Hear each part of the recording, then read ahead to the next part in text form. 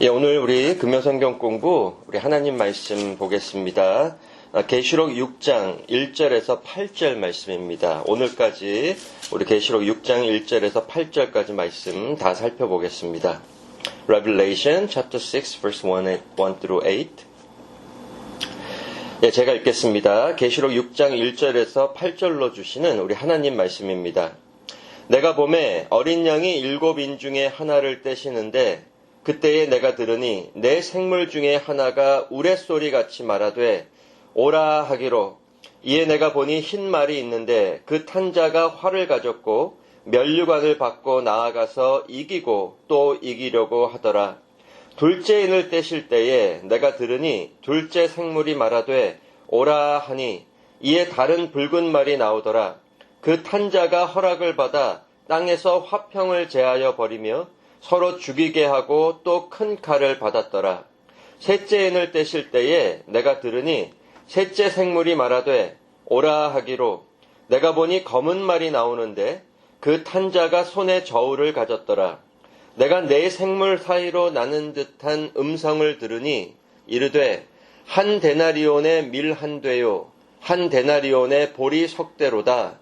또 감람류와 포도주는 해치지 말라 하더라. 넷째 인을 떼실 때에 내가 넷째 생물의 음성을 들으니 말하되 오라 하기로, 내가 보매 청황색 말이 나오는데 그 탄 자의 이름은 사망이니 음부가 그 뒤를 따르더라.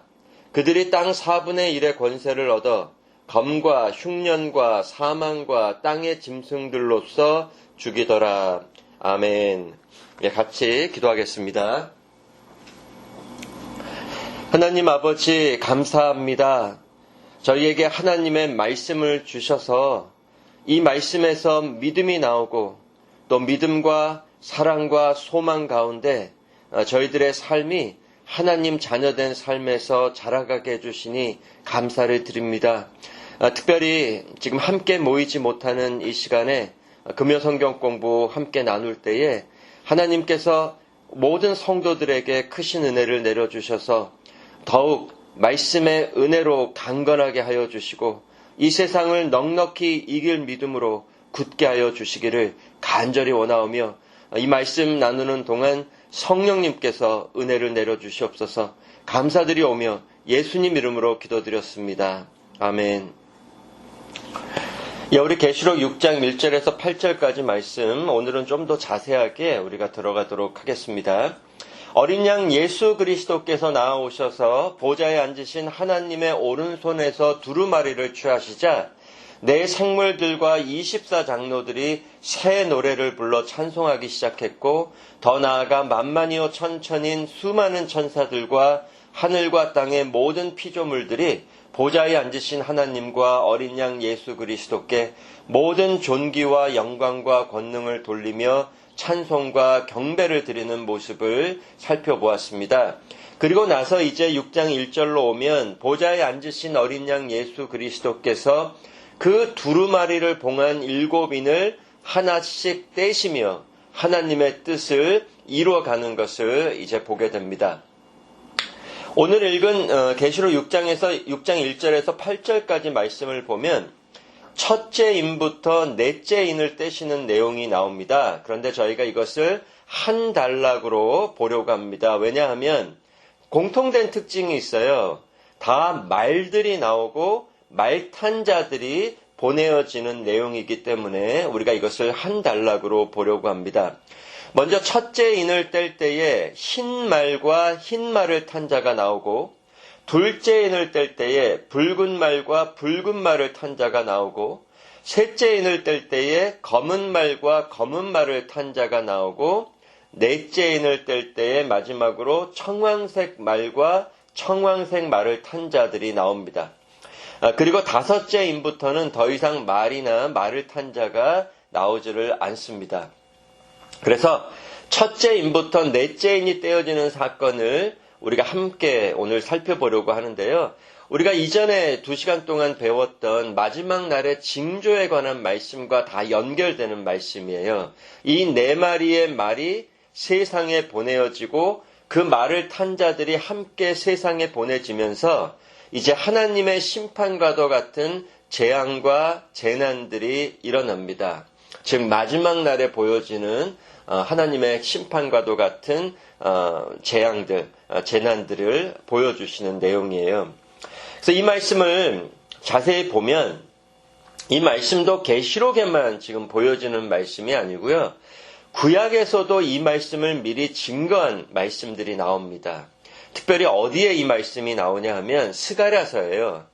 스가랴서로 가면 거기에도 말들이 나오고 그 말들을 보내심으로 하나님의 진노의 심판이 집행되는 모습이 나옵니다. 그래서 우리가 스가랴서로 가서 이 내용을 살펴볼 텐데요. 이 스가랴서의 내용이 굉장히 중요해요. 그러니까 스가랴서로 가면 이제 앞으로 이 스가랴서의 내용을 가지고 우리가 계시록을 계속 연결해서 풀어볼 텐데요. 스가랴서도 스가랴서 6장 1절에서 8절이에요. 그래서 우리가 한번 같이 가보겠습니다. 계시록 우리가 6장 1절에서 8절을 보고 있는데 스가랴서 6장 1절에서 8절로 한번 같이 가보시겠습니다. 9절이 같죠? 스가랴서 6장 1절에서 8절. 예, 외우기도 쉬워요. 계시록 6장 1절에서 8절이 스가랴서 6장 1절에서 8절하고 연결이 됩니다. 예, 제가 읽겠습니다. 내가 또 눈을 들어본 즉 내 병거가 두 산 사이에서 나오는데 그 산은 구리산이더라. 첫째 병거는 붉은 말들이, 둘째 병거는 검은 말들이, 셋째 병거는 흰 말들이, 넷째 병거는 어릉지고 건장한 말들이 메었는지라. 내가 내게 말하는 천사에게 물어 이르되 내 주여 이것들이 무엇이니까 하니 천사가 대답하여 이르되 이는 하늘의 내 바람인데 온 세상의 주 앞에 서 있다가 나가는 것이라 하더라. 검은 말은 북쪽 땅으로 나아가고 흰 말은 그 뒤를 따르고 어릉진 말은 남쪽 땅으로 나가고 건장한 말은 나가서 땅에 두루 다니고자 하니 그가 이르되 너희는 여기서 나가서 땅에 두루 다니라 하매 곧 땅에 두루 다니더라. 그가 내게 외쳐 말하여 이르되 북쪽으로 나간 자들이 북쪽에서 내 영을 쉬게 하였느니라 하더라. 자, 우리가 이 말씀을 보면 이제 순서는 조금씩 다르죠. 우리 계시록에 나온 순서와 내용이 조금씩은 다르지만 여기에도 네 마리의 말들이 나옵니다. 붉은 말, 검은 말, 흰 말, 어릉진 말, 어릉지고 건장한 말, 네 마리의 말들이 나오고요.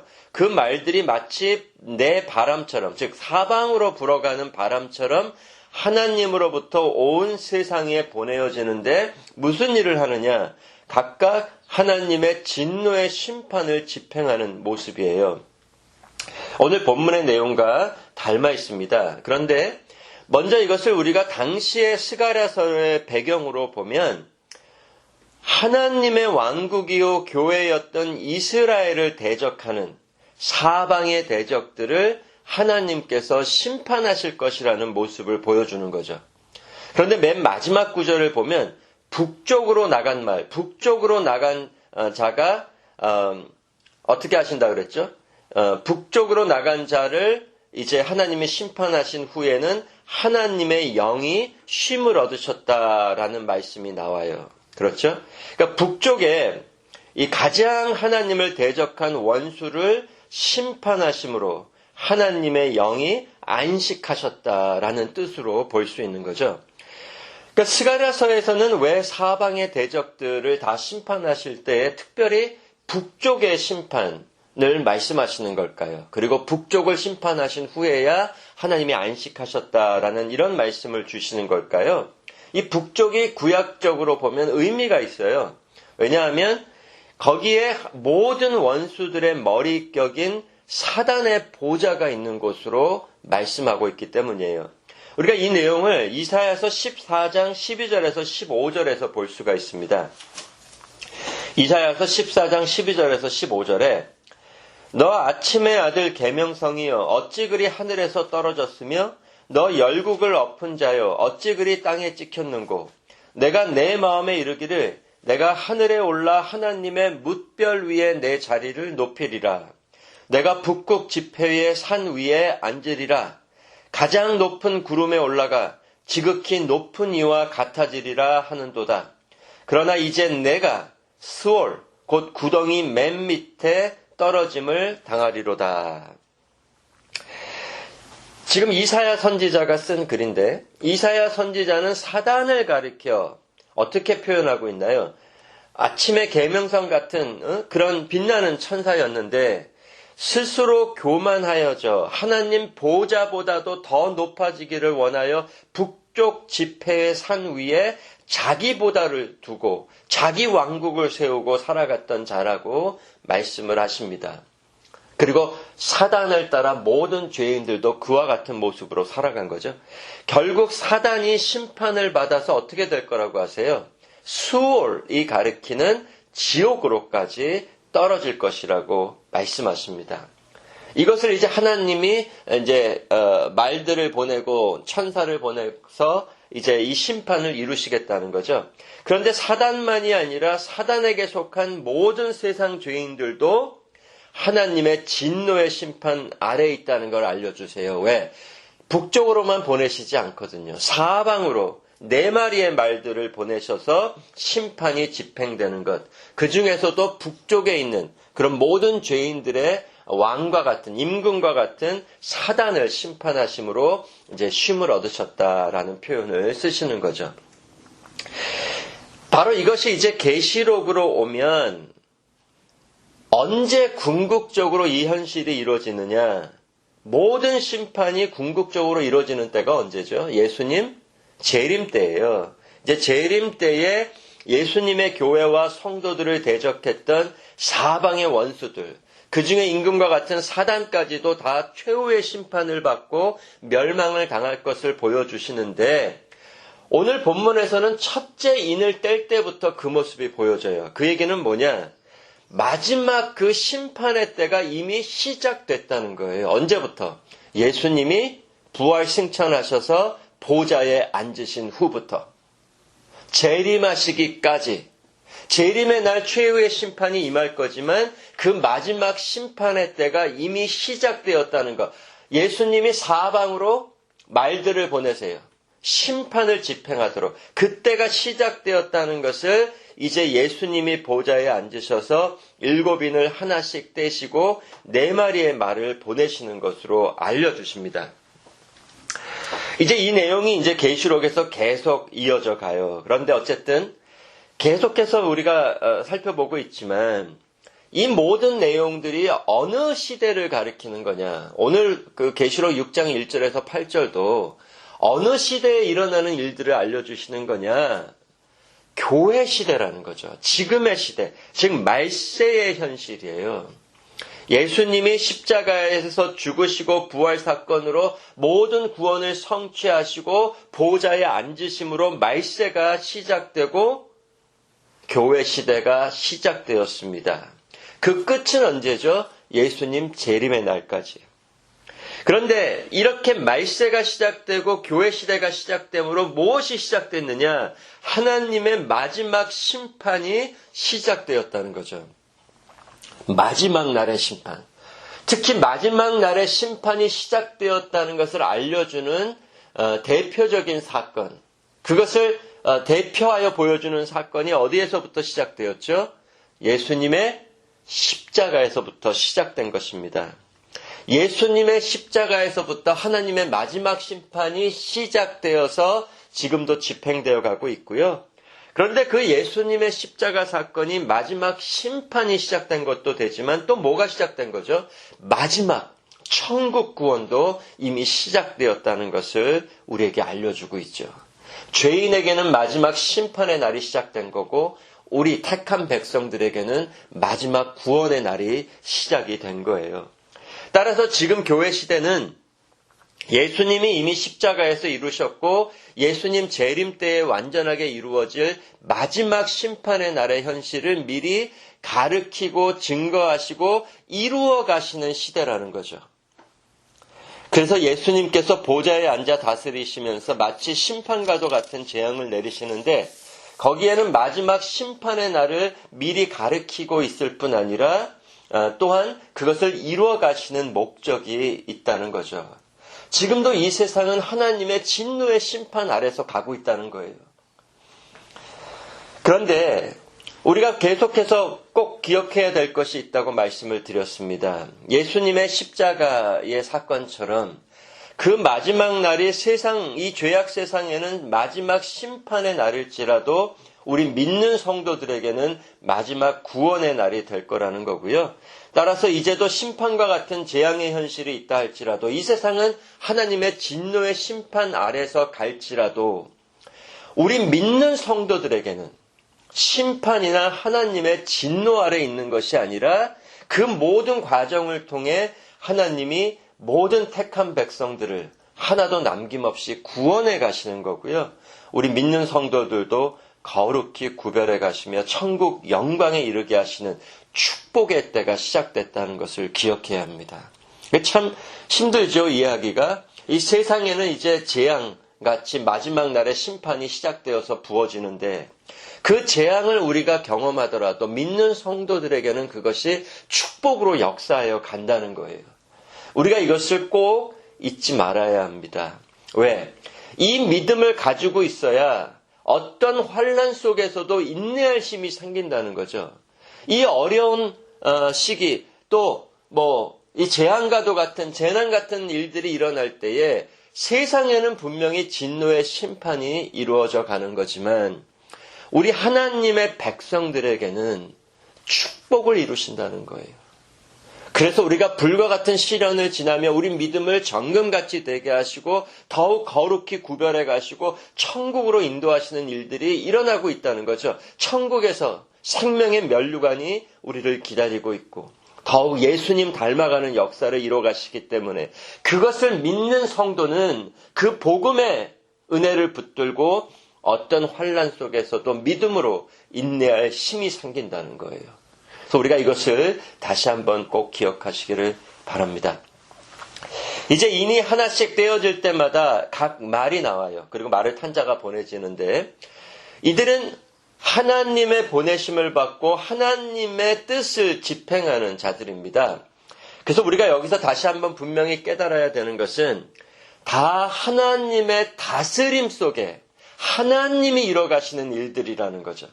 하나님이 이뤄가시지 않는 일들은 하나도 없다는 거예요. 그리고 그 일들이 어떻게 이루어져 가느냐? 보좌에 앉으신 우리 예수님이 하나님의 모든 뜻을 자기 뜻으로 품으시고 하나님의 두루마리에 7인을 떼시며 하나님의 뜻을 하나씩 이루어 가시는 거예요.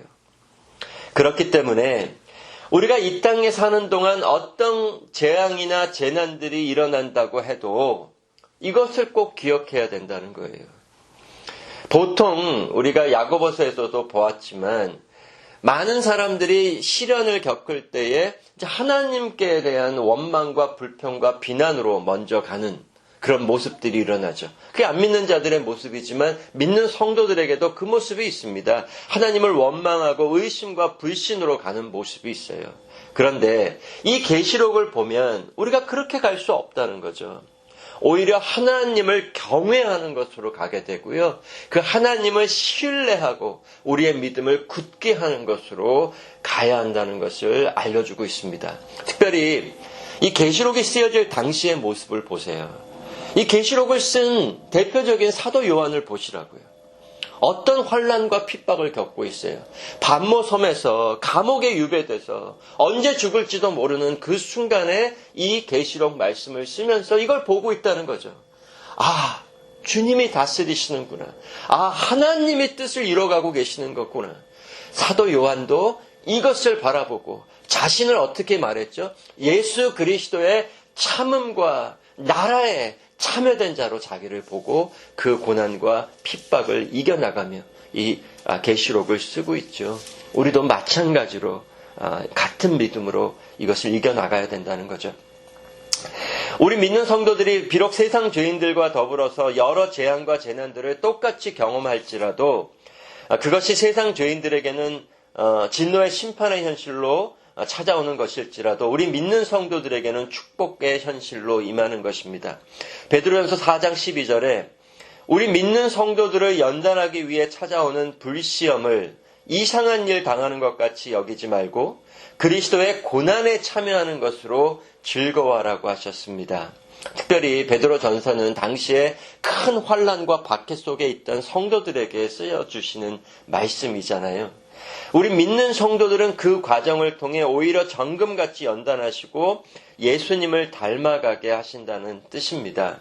그리고 결국 예수님 다시 오시는 마지막 심판의 날에는 우리가 다 예수님과 함께 천국 영광에 이르러 예수님과 함께 살아갈 거고요. 이 세상 죄인들은 지옥 심판으로 갈 것입니다. 그것을 이루어가는 역사라는 거죠. 결국에는. 그래서 그 마지막 날의 현실이 지금도 우리 삶에서 이루어져 가고 있다는 것. 하나님께서 자기 백성들은 끝까지 지키시고 그 영광으로 이르도록 인도하고 계시다는 것을 꼭 잊지 마시기를 바랍니다. 따라서 우리는 이 땅에서 일어나는 모든 일들을 이 복음 말씀 안에서 믿음으로 바라보고 판단하고 말해야 합니다. 이제도 아니 하나님이 계시면 왜 이런 일이 일어나는가는 우리의 질문이 아니라는 거죠. 하나님이 계시고 예수님이 다스리시기 때문에 이런 일들이 일어나는 것입니다. 그걸 계시록에서 보여주시는 거예요. 그래서 우리는 더욱 겸손히 이런 일들이 일어날 때, 세상의 재앙들이 일어날 때에 겸손히 우리 죄를 회개하며 우리의 믿음을 다시 돌아보고 예수님의 은혜를 붙들고 예수님 다시 오시는 날을 깨어 기다리는 소망으로 굳게 하며 하나님을 예배해야 합니다. 여러분과 저는 이미 예수님 십자가 달려 죽으실 때에 예수님과 함께 마지막 심판을 받은 자들이에요. 그리고 예수님 부활하실 때는 이미 영원한 천국 영광에 함께 이른 자들입니다. 따라서 두려워함으로가 아니라 담대함으로 이 세상 어떤 현실도 죽음까지도 이겨나가고 마지막 날을 소망으로 기다리며 살아가야 하는 자들이라는 것을 잊지 마시기를 바랍니다. 그래서 일곱인을 떼실 때마다 재앙의 현실만 보이기 때문에 심판만 이루어져 가는 것처럼 보이지만 그렇지가 않아요. 이제 앞으로 나머지 인을 떼는 모습도 보겠지만 마지막 구원도 함께 이루어져 가고 있습니다. 그래서 세상은 이 과정 속에서 더욱 마음이 딱딱해져 가고 하나님의 진노의 심판으로 나아가겠지만 그 가운데서도 하나님의 은혜의 구원은 계속해서 이루어져 간다는 것. 우리 믿는 성도들은 더욱 거룩하게 구별해 가시고 잃어버린 자기 자녀들을 하나님께서 하나도 남김없이 다 구원해 가실 거라는 것을 꼭 기억하세요. 구원 역사를 보면 어느 때나 그랬죠. 노아의 홍수 때도 세상은 물로써 심판을 받았지만 노아와 그 가족들은 물에서 분명히 구원하여 새 땅에 이르게 하셨습니다. 소돔과 고모라의 심판 때에도 롯과 그 두 딸들, 일단 롯의 가족들이 다 그 심판 아래서 옛 세상을 다 잃어버리는 일들이 있었지만 분명한 것은 롯과 그 두 딸들은 구원하여 주셨잖아요. 그리고 애굽의 10가지 재앙이 내릴 때도 이스라엘 백성들은 구원하여 주셨습니다.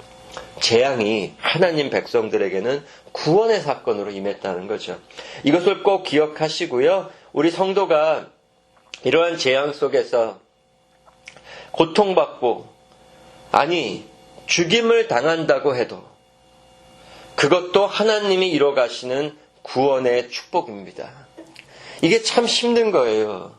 지금 믿는 성도들, 정말 예수님을 잘 믿고 예배하며 살았던 성도들이 이런 바이러스로 인해 고통을 당하고 확진자로 판명이 되고 아니 목숨을 잃는 일들까지 있을 거라고요. 그때 우리 성도들이 이 모든 것을 어떻게 이해해야 되느냐는 거죠. 그것도 하나님이 천국 영광으로 인도하시는 구원의 축복이 되게 하셨다는 거예요. 우리는 이것을 분명히 믿어야 합니다. 계시록에 계속해서 보겠지만 주 안에서 죽는 자들이 복이 있다 하셨습니다. 내게 사는 것이 그리스도니 죽는 것도 유익함이라고 하셨습니다. 예수님 안에서 우리에게 일어나는 모든 사건 중에 축복이 아닌 사건은 없다는 거예요. 그래서 우리는 어느 사건이든지 어느 현실을 맞이하든지 다 감사와 찬송을 하나님께 돌려드려야 합니다. 우리가 어떤 재앙과 재난을 만나든지 우리 구원의 방주 대신 주님 안에 있기 때문에 주님 안에서 분명히 새하늘과 새 땅, 천국에 이르게 하실 거예요. 그래서 우리가 이사야서 41장 10절의 말씀을 기억하셨으면 좋겠습니다. 두려워하지 말라. 내가 너와 함께함이라. 놀라지 말라. 나는 내 하나님이 됨이라. 성도 여러분, 이 말씀을 꼭 붙드시고 지금 이 어려운 시기를 잘 이겨나가시기를 정말 기도드립니다. 이제 이 네 말들이 가리키는 현실을 간단히 이제 하나씩 좀 살펴볼게요. 먼저 6장 1절에서 2절을 보시기 바랍니다. 내가 보매 어린 양이 7인 중에 하나를 떼시는데 그때에 내가 들으니 내 생물 중에 하나가 우레소리같이 말하되 오라 하기로. 이에 내가 보니 흰 말이 있는데 그 탄자가 활을 가졌고 면류관을 받고 나아가서 이기고 또 이기려고 하더라. 자, 여기 먼저 흰말이 나오고요. 흰말을 탄 자가 활을 가졌어요. 그 활을 가졌다는 것은 이제 심판을 집행한다는 의미고, 근데 면류관까지 받았고요. 나아가서 이기고 또 이기고 있습니다. 여기 이기려고 하더라고 표현이 되어 있지만 계속해서 이겨간다는 뜻이에요. 여기서는 흰말을 탄 자가 누굴까요? 여기에도 세 가지 견해가 있어요. 주석을 보면. 첫 번째 견해는 일단 잘 모른다는 거예요. 흰 말을 탄 자 외에도 붉은 말을 탄 자, 검은 말을 탄 자, 청색 말을 탄 자들이 나오는데 다 누구라고 구체적으로 말씀하고 있지는 않기 때문에 확실히 알 수는 없다는 것입니다.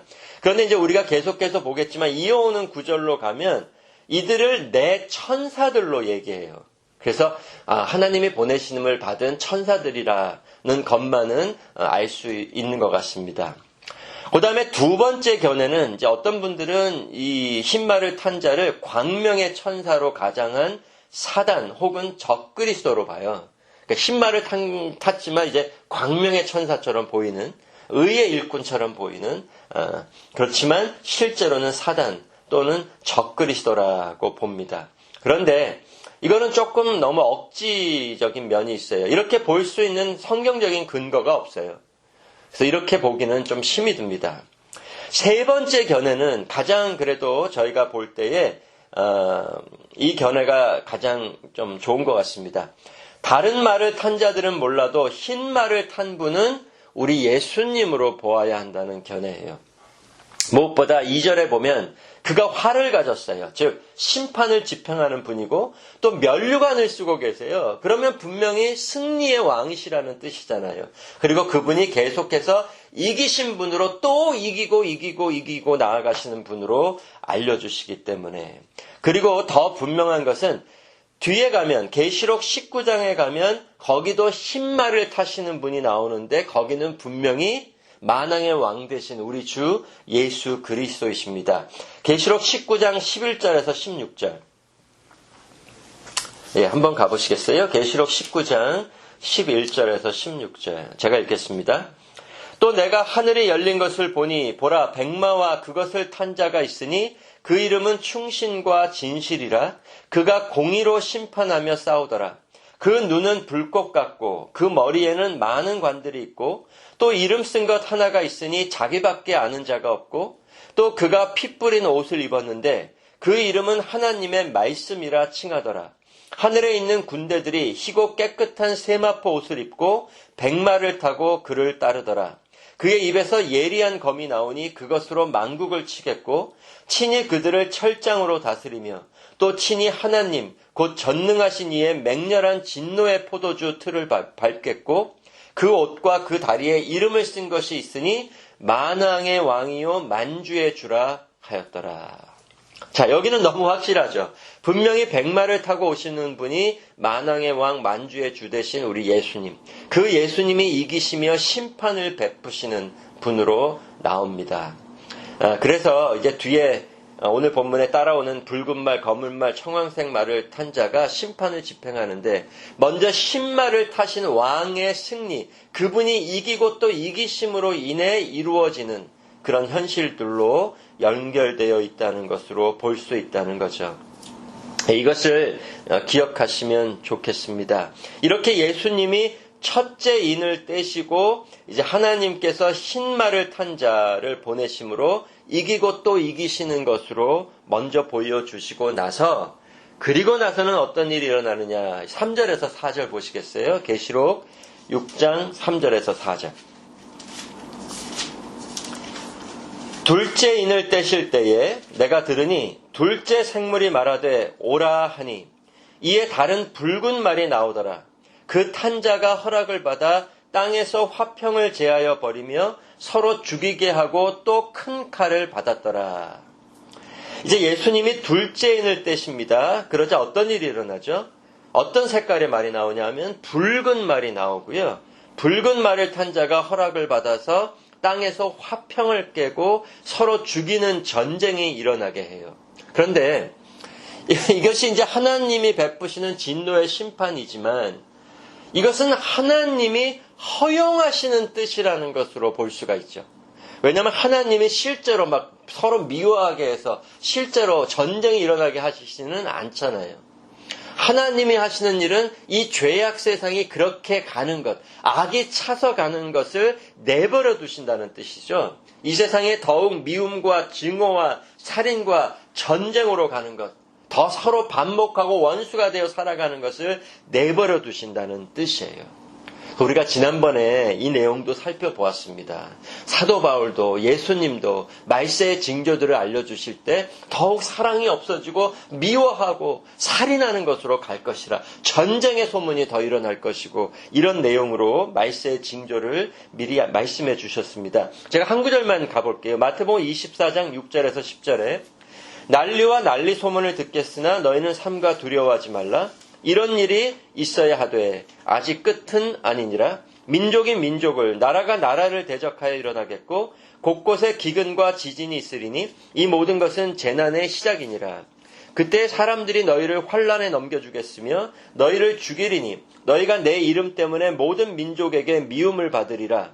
그때 많은 사람이 실족하게 되어 서로 잡아주고 서로 미워하겠으며. 이 마태복음 24장에 예수님이 말씀하셨죠. 이 말세에 수많은 전쟁이 있을 것이라. 그것이 꼭 나라 간의 전쟁만이 아니라 이 사람들 사이에서도 서로 원수되는 그런 싸움이 있을 것인데, 그때에 이 세상이 서로 미워하고 싸워갈 때에 믿는 성도들을 향한 환난과 박해도 더욱 심하여 갈 거라고 얘기하세요. 그래서 서로 미워하고 죽일 것인데 믿는 성도들은 더욱 미워하여 더욱 죽이는 것으로 갈 것이다. 교회가 더욱 미움을 받을 거라는 거예요. 참교회가. 그래서 여기서도 잘 보시면 이 말씀이 우리 계시록 6장 3절에서 4절에 둘째 인을 떼신 후에 일어나는 이 일들이 세상 전쟁, 아니면 죄인들끼리의 그런 미움과 반목, 이것만 말씀하시는 것이 아니라 믿는 자들과 믿지 않는 자들 사이의 영적 전쟁도 더욱 커갈 것이라는 것을 알려주세요. 세상에서 악이 더할수록, 미움이 더할수록 성도들과 교회는 더욱 미움과 핍박을 받을 것이라는 거죠. 그러나 우리 믿는 성도들은 이미 예수님 안에서 승리한 자들로 이것을 경험할 것입니다. 그래서 이 전쟁 또한 우리를 더욱 지게 하지 않을 거고요. 그런 세상에서의 미움과 핍박이 오히려 우리를 더욱 굳게 하여 믿음으로 든든하게 세우고 우리의 구원이 이루어져가는 현실이 되게 하실 것입니다. 그래서 전쟁과 같은 이 세상의 현실 속에서 어떤 고난과 핍박이 있든지 우리 성도들은 더욱 성화를 거쳐 예수님의 증인으로 살다가 영화에 이르게 하실 거예요.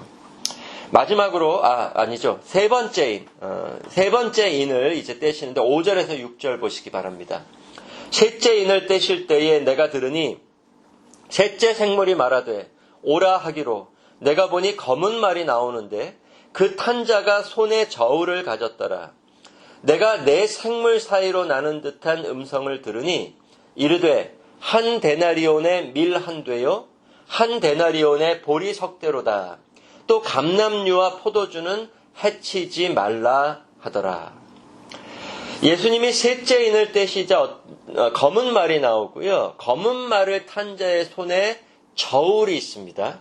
그리고 이어지는 말씀하고 연결을 해보면 저울은 여기서는 어떤 것과 연결이 되냐면 경제적인 문제, 기근과도 같은 그런 경제적인 어려움의 시대가 온다는 거죠. 그것을 어떻게 알 수 있느냐? 이어서 음성이 들리는데 한 데나리온의 밀 한 되여 한 데나리온의 보리 석 대라는 말씀이 선포가 돼요. 이것이 무슨 뜻일까요? 일단 그 한 데나리온이라는 그 화폐의 가치를 좀 알 필요가 있습니다. 당시에 한 데나리온은 어떤 그 양의 화폐였느냐?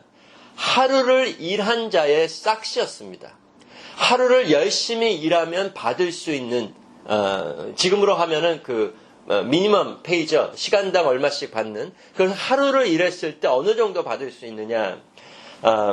그 내용이 마태복음 20장 1절에서 2절에 나오는데 천국은 마치 품꾼을 얻어 포도원에 들어보내려고 이른 아침에 나간 집주인과 같으니 그가 하루 한 데나리온씩 품꾼들과 약속하여 포도원에 들여보내고. 그래서 하루를 열심히 일하면 벌 수 있는 돈이 한 데나리온. 그런데 한 데나리온에 밀 한 대를 살 것이다. 밀 한 대는 한 사람이 하루 먹는 양식의 양이었어요. 밀 한 대로 보리 석 대를 살 수 있다. 밀 한 대로 보리 석 대. 그러니까 한 데나리온으로 밀 한 대를 사든지 보리 석 대만 살 수 있을 것이라. 이 뜻은 하루를 열심히 일해도 자기 자신만 하루 먹는 양식을 얻게 되는 때가 올 거라는 거예요. 주석에 보면 당시의 시세로 하면 약 12배에서 16배로 양식의 값이 오를 것이라는 뜻이에요. 원래 한 데나리온으로는 밀 한 대가 아니라 밀 12대, 16대를 살 수가 있었다는 거죠. 예를 들어 아내와 2명을 자녀를 둔 4가족의 가장이 나가서 열심히 하루 동안 일해 벌어도 한 사람 먹을 수 있는 양식만 얻을 수 있다는 거예요. 온 가족들을 먹이기는 힘들게 될 때가 온다는 뜻입니다. 즉 경제적으로 너무나 어려워지고 심각한 기근의 때가 온다는 뜻이에요. 그런데 그 뒤에 한 말씀이 덧붙여집니다. 감람류와 포도주는 해치지 말라. 이게 무슨 뜻일까요? 감람류와 포도주는 해치지 말라. 이것도 2가지 뜻으로 봅니다. 첫 번째는 먼저 감람류와 포도주를 당시에 일용할 양식과는 구별되는 어떻게 보면 여유가 있을 때에만 사용되는 사치품으로 보는 견해가 있어요. 이것은 남겨두신다. 이것은 무슨 뜻이냐? 부자들은 여전히 세상의 부유함 속에서 살아갈 거라는 거예요. 이런 기근이 와도 두려워하지 않고요. 겸손해지지 않고 여전히 부익부 빈익빈의 현실이 커져갈 거라는 거죠. 그래서 부자들의 마음은 더욱 강팍하게 되고 교만하여져 갈 거라는 뜻이에요. 이런 뜻이 있고 그래서 가난한 자들은 더 가난해져 가고 그래서 부자든지 가난한 자든지 더 마음이 딱딱해져 갈 거라는 뜻으로 볼 수 있고요. 반면에 또 다른 견해가 있습니다. 어떤 자들은 감람류와 포도주도 필수품 중에 하나로 보고요.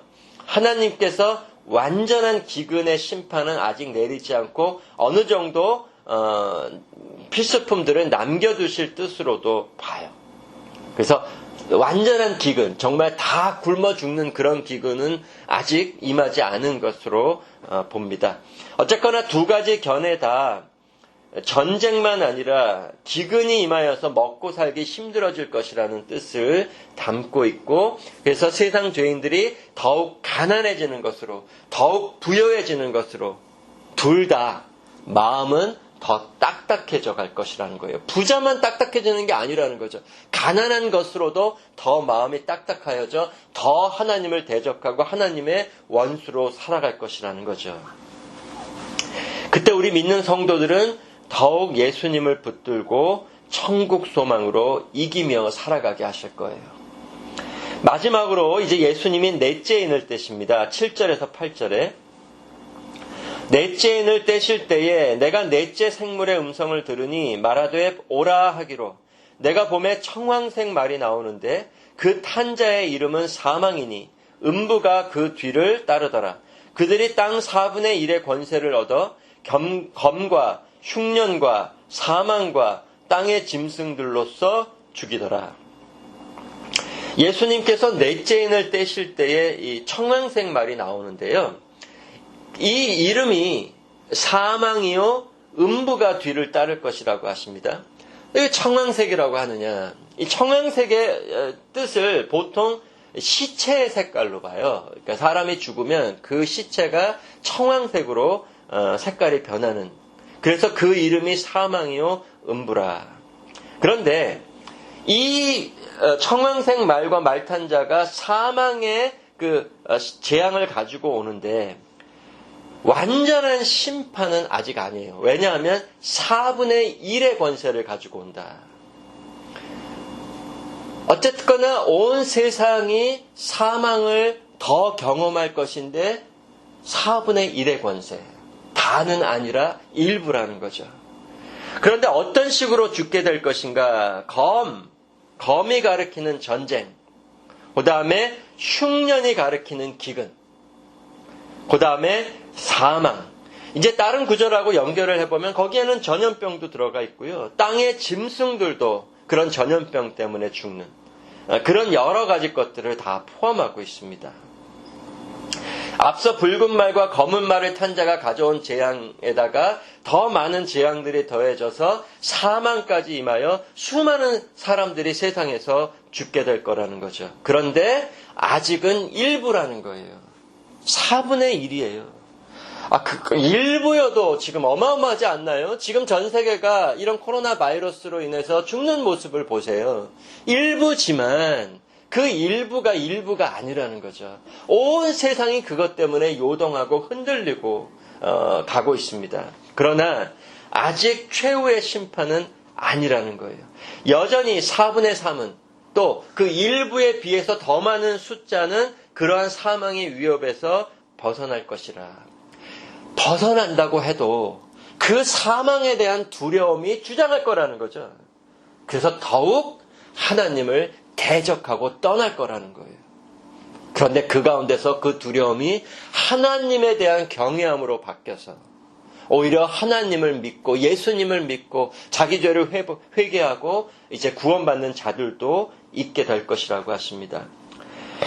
우리가 이것을 영적으로 좀 생각해 볼 필요가 있어요. 예전에 그 하나님께서 범죄하고 타락한 이스라엘을 심판하실 때 그 바벨론을 통해서 남유다까지 심판하시고 예루살렘까지 무너뜨리시는데 그때에도 이런 내용들이 나와요.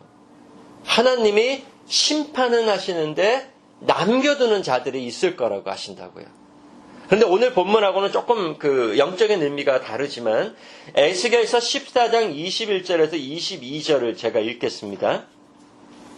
주 여호와께서 이같이 이르시되 내가 나의 4가지 중한 벌 곧 칼과 기근과 사나운 짐승과 전염병을 그러니까 여기도 똑같은 내용이 나오는데 조금 다르죠. 칼과 기근과 사나운 짐승과 전염병을 예루살렘에 함께 내려 사람과 짐승을 그 중에서 끊으리니 오늘 본문과 닮아있죠. 그 해가 심하지 아니하겠느냐?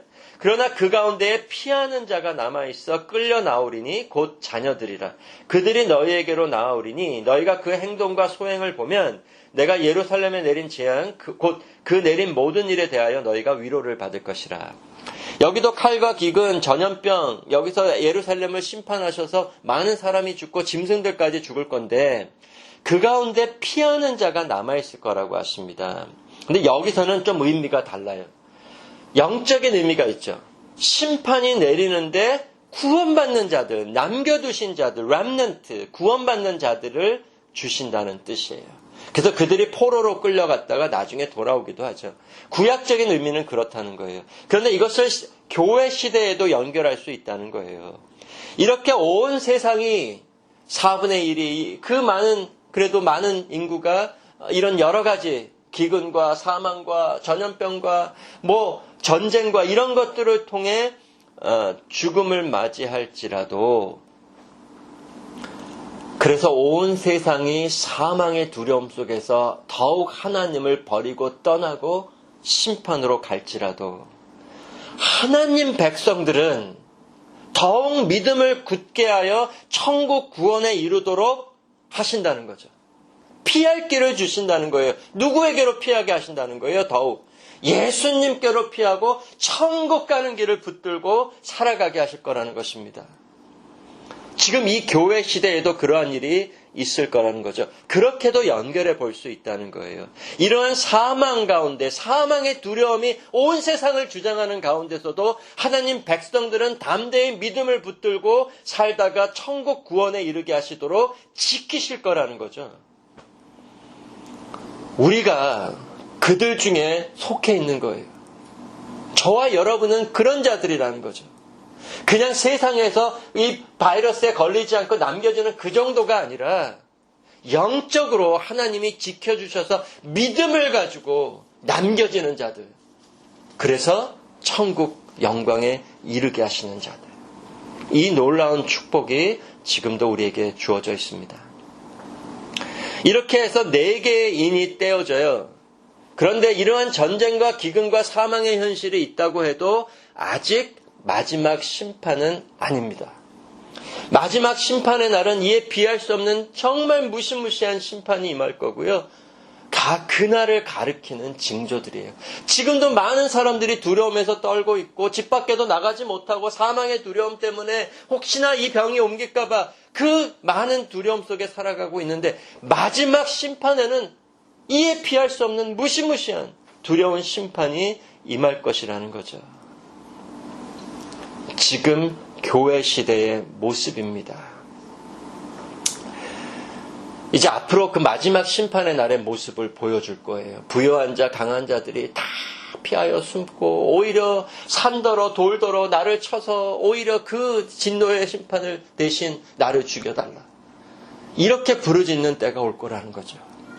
그런데 여기서 우리가 한 가지 분명히 다시 한번 생각해 볼 것이 있습니다.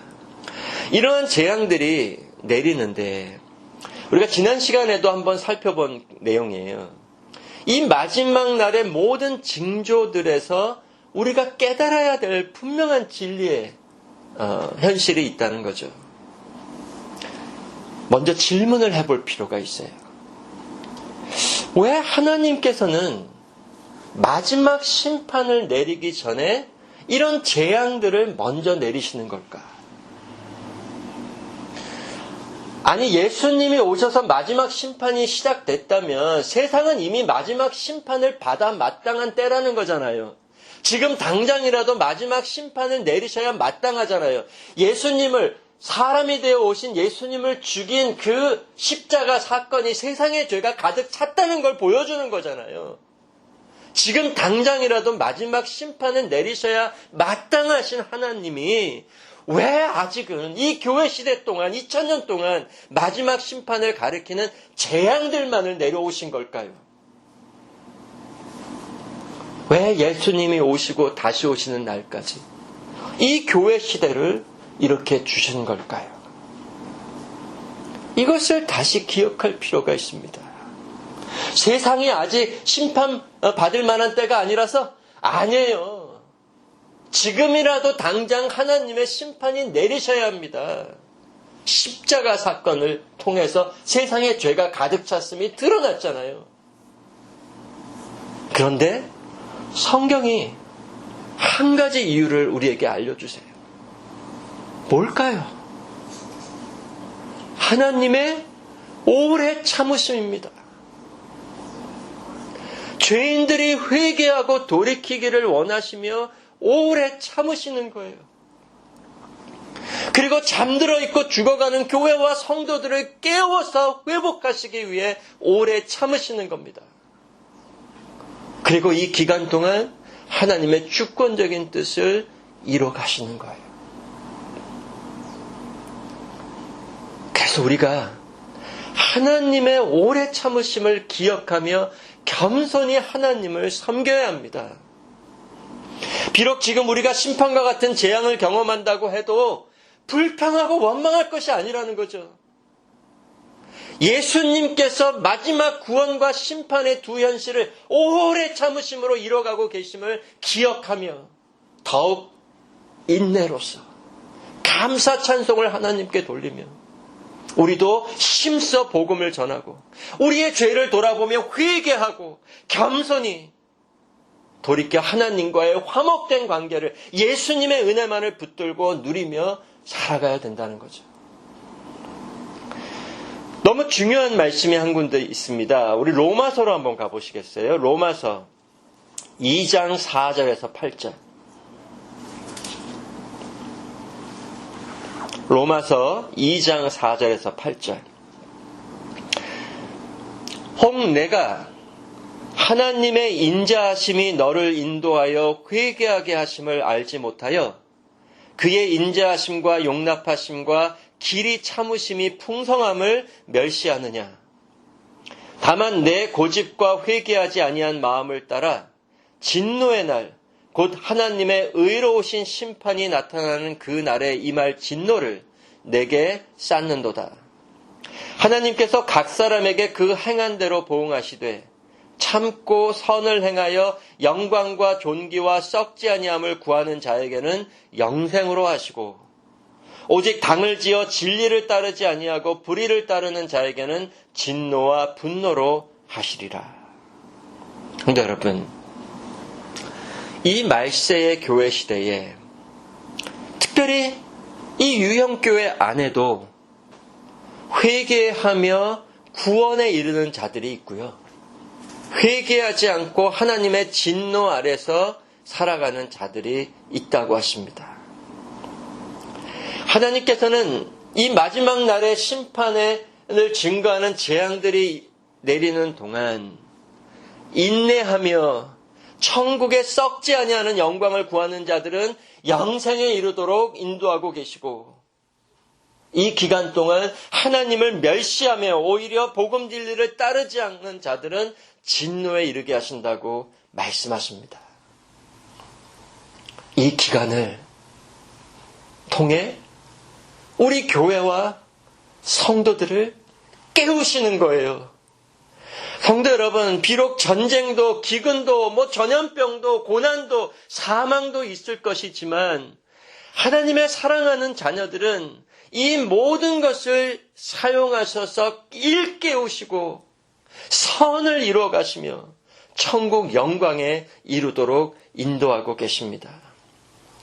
이 모든 과정을 통해 우리에게 알려주시는 복음의 메시지가 바로 이거라는 거죠. 그러므로 담대하라. 그리고 너희 잠들어가는 것을 깨워 주님 다시 오실 날을 바라보며 더욱 회개와 믿음으로 돌이켜 하나님을 예배하며 살아가라. 성도 여러분, 꼭 기억하시기 바랍니다. 특별히 저희는 이때에 이 계시록 말씀을 우리가 보게 하신 것이 너무나 감사해요. 저희가 계시록 말씀을 이때에 맞춰서 본 것은 아니잖아요. 계속해서 계시록 말씀을 보고 있었는데 지금 이 시기에 이 말씀을 주시는 것도 너무나 감사합니다. 분명히 기억하시기 바랍니다. 예수님이 죽기까지 이루어주신 천국 구원의 은혜를 누리고 있는 우리 성도들에게는 어떤 세상의 재앙이나 진노의 심판이나 다 하나님의 진노의 심판으로 성도에게 임하는 것은 없다는 거죠. 따라서 우리는 어떤 세상 현실이 임하든지 심판받는 자의 모습으로 두려워하며 살아가는 자들이 아니고요. 구원받는 자의 모습으로 담대히 살아가야 합니다. 세상의 어려움이 찾아올수록 더 세상으로 나아가 이기려 하는 모습이 아니라 더 믿음으로 나아와 세상을 이기며 살아가시기를 바랍니다. 무엇보다 하나님의 인자하심과 용납하심과 길이 참으심을 붙들고 회개하며 하나님의 기쁘신 뜻을 따라 죽도록 예수님의 증인이 되어 살아가시고 천국을 소망하며 깨어 하나님을 예배하며 살아가시는 우리 온 성도들 되게 해주시고요. 그런 교회로 지금 이 시기에 우리 교회를 회복시켜 주시기를 간절히 기도드립니다. 함께 기도하겠습니다. 하나님 아버지, 감사합니다. 저희가 하나님이 무엇을 이뤄가시는가를 보지 아니하고 오직 우리의 소견과 이 세상 현실에만 매여 오히려 하나님께 불평하고 원망하며 살아갔던, 기쁨과 감사와 찬송을 잃어버리고 살아갔던 우리의 죄를 용서하여 주시옵소서. 더욱 믿음을 주시고 복음으로 우리를 채워주셔서 눈에 보이는 것을 따라서만 살아가지 않게 해주시고, 눈에 보이지 않지만 지금도 예수님이 보좌에 앉아 무엇을 이뤄가고 계시는지를 바라보고 더욱 감사함으로 주님의 은혜에 매여 인내하며 천국 영광에 이르는 날을 바라보고 인내로서 믿음의 경주를 잘 달려가는 우리 온 성도들로 더욱 굳게 해주시고 회복시켜 주시옵소서. 감사드리오며 예수님 이름으로 기도드렸습니다. 아멘.